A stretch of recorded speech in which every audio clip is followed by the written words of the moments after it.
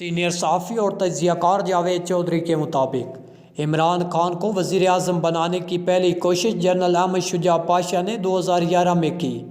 اس وقت وفاق میں پاکستان پیپلز پارٹی اور پنجاب میں نون لیگ کی حکومت تھی۔ میاں شہباز شریف پنجاب میں اچھا پرفارم کر رہے تھے، فوج ان سے مطمئن تھی، لیکن جنرل پاشا میاں نواز شریف اور حمزہ شہباز کو پسند نہیں کرتے تھے۔ انہوں نے میرے ساتھ ایک ملاقات میں تسلیم کیا۔ میں کبھی نواز شریف سے نہیں ملا، مجھے شہباز شریف نے 2-3 مرتبہ ملاقات کے لیے زور دیا، لیکن میں نے معذرت کر لی۔ ان کا دعویٰ تھا حمزہ شہباز اس زمانے میں دن دگنی اور رات چگنی ترقی کر رہا تھا اور ہمارے پاس اس کی کرپشن کی باقاعدہ رپورٹس تھی۔ دوسری طرف پیپلز پارٹی وفاق کو نہیں سنبھال پا رہی تھی۔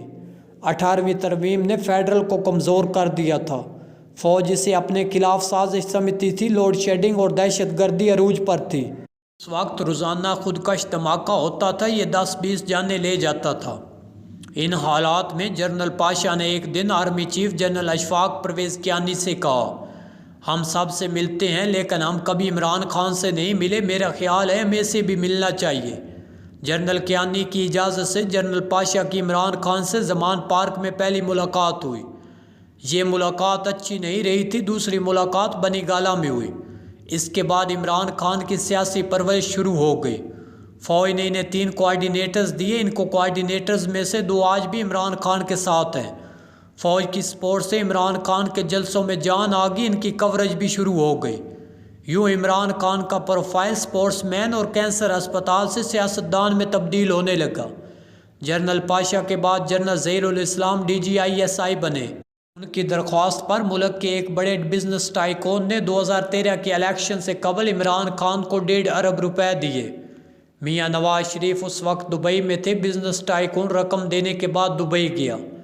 میاں صاحب کو بتا دیا میں نے یہ رقم کس کی ہدایت پر کس کے ذریعے عمران خان کو دی تھی۔ میں نے 2016 میں تصدیق کے لیے حسین نواز سے رابطہ کیا۔ انہوں نے نہ صرف تصدیق کی بلکہ یہ بھی بتایا۔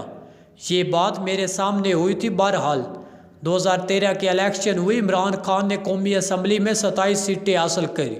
یہ بڑا جمپ تھا، مگر عمران خان خود کو وزیر اعظم سمجھ رہے تھے، لہٰذا نتائج نے انہیں حیران کر دیا۔ قصہ مختصر، نومبر 2013 میں جنرل رئیس شریف آرمی چیف بن گئے۔ یہ نواز شریف کے فین تھے، لیکن جنرل عباسی اور ان کی ٹیم شریف برادران کو برداشت کرنے کے لیے تیار نہیں تھی۔ اس دوران مزید 2-3 واقعات ہو گئے جن سے فوج اور نواز شریف کی دوریاں بڑھ گئی۔ نواز شریف نے حکومت میں آتے ہی CPEC شروع کرا دیا۔ امریکہ اس پروجیکٹ سے خوش نہیں تھا۔ دوسرا، نواز شریف نے افغانستان میں اشرف غنی سے ڈائیلاگ شروع کر دیا۔ تیسرا، یہ بھارت کے ساتھ بھی گفتگو کرنے لگے۔ یہ ایشوز فوج کو کور ایشوز لگتے تھے، لہٰذا یہ نواز شریف سے ناراض ہو گئی۔ فوج کو اس دوران یہ بھی محسوس ہونے لگا نواز شریف دھڑا دھڑ بجلی اور گیس کے منصوبے شروع کر رہا ہے، معیشت مضبوط ہو رہی ہے۔ یہ سلسلہ اگر چلتا رہا تو 2018 میں بھی نواز شریف وزیر اعظم بن جائے گا، اور اگر اسے ایک اور ٹرم مل گئی تو یہ 15-20 سال نہیں جائے گا۔ فوج یہ بھی جانتی تھی نواز شریف کا راستہ صرف عمران خان روک سکتا ہے۔ میں آپ کو یہاں یہ بھی بتاتا چلوں، عمران خان نے اس وقت تک اپنی شکست مان لی تھی۔ یہ KPK میں اپنی حکومت سے مطمئن تھا۔ یہ پارٹی کو ری آرگنائز کر کے 2018 کے الیکشنز کی تیاری کر رہا تھا، مگر جنرل عباسی نے خان کو تیار کیا اور اسے اٹھا کر سڑکوں پر بٹھا دیا۔ یہ حکومت کے سامنے سپیڈ بریکر بن گیا۔ اس نے پھر نواز شریف اور ملک دونوں کو چلنے نہیں دیا۔ جنرل رئیس شریف شروع میں نواز ہٹاؤ پلان کے خلاف تھے، لیکن جوں جوں ان کی ریٹائرمنٹ کا وقت قریب آنے لگا، یہ بھی عمران خان کو سپورٹ کرنے لگے۔ اس سپورٹ کا واحد مقصد ایکسٹینشن تھی، اور ایکسٹینشن کے لیے ڈان لیکس کو بھی ایشو بنایا گیا۔ پاناما سکینڈل کو استعمال کیا گیا، مگر ان تمام سکینڈلز اور دباؤ کے باوجود نواز شریف نے رئیس شریف کو ایکسٹینشن نہیں دی، حتیٰ کہ یہ پرپوزل رئیس شریف خود بھی نواز شریف کے پاس لے کر گئے تھے، مگر وزیر اعظم نے انکار کر دیا۔ بہرحال قصہ مختصر، جنرل باجوہ کا دور آ گیا۔ جنرل باجوہ بھی نواز شریف کے فین تھے۔ یہ معاملات کو حل کرنا چاہتے تھے، لیکن فوج میں اس وقت تک عمران خان کا دھڑا مضبوط ہو چکا تھا۔ اس دھڑے نے جنرل باجوہ کو نواز شریف کے ساتھ نہیں چلنے دیا۔ ڈان لیکس کی رپورٹ پر ISPR کا ٹویٹ، پھر اس ٹویٹ کی واپسی نے جنرل باجوہ کو عمران خان کے قریب دھکیل دیا۔ جنرل باجوہ نے ایک بار خود اعتراف کیا، ہم جب ٹویٹ واپس لینا چاہتے تھے تو اس وقت نون لیگ کے اپنے وزراء میرے پاس آ کر کہتے تھے فوج کبھی پیچھے نہیں ہٹتی، گویا اس وقت نون لیگ کے اندر بھی عمران خان کے سپورٹر اور نواز شریف کے مخالف موجود تھے۔ بہرحال جنرل باجوہ کو ISPR کے ایک سابق DG نے عمران خان سے ملاقات کے لیے راضی کیا۔ یوں دونوں کی پہلی ملاقات ہوگی۔ نواز شریف اس وقت تک پاناما کیس میں ڈسکوالیفائی ہو چکے تھے۔ سپریم کورٹ میں عمران خان کے خلاف بنی گالہ اور منی لانڈرنگ کا کیس چل رہا تھا۔ یہ کیس حنیف عباسی نے دائر کیا تھا۔ عمران خان اس کیس میں سیدھے سادھے ڈسکوالیفائی ہو رہے تھے۔ بہرحال خان نے جنرل باجوہ سے مدد مانگی، جنرل باجوہ نے انہیں بچا لیا، مگر اس کوشش کے دوران جہانگیر ترین بیلنسنگ ایکٹ کا نشانہ بن گئے۔ جنرل باجوہ اور جنرل فیض حمید عمران خان کو وزیر اعظم بنانے میں مصروف ہو گئے۔ میاں شہباز شریف ان کے راستے کی بڑی رکاوٹ تھی۔ اس کی سب سے بڑی وجہ یہ تھی کہ پنجاب میں شہباز شریف کی پرفارمنس تھی۔ نون لیگ نے بلا شبہ خوفناک رکاوٹوں کے باوجود پرفارم کیا تھا۔ پنجاب نون لیگ کا تھا اور پنجاب کی مدد کے بغیر عمران خان وزیر اعظم نہیں بن سکتا تھا۔ پنجاب میں سیاسی انجینئرنگ شروع کر دی گئی۔ الیکٹیبلز کو توڑ کر PTI میں شامل کیا گیا، حلقے بھی بدل دیے گئے۔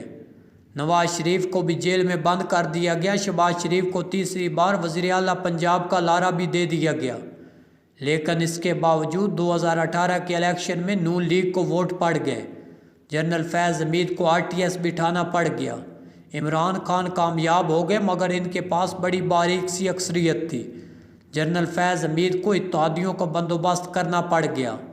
یوں عمران خان وزیر اعظم بن گئے۔ عمران خان خالصتاً اسٹیبلشمنٹ کی پیداوار تھے۔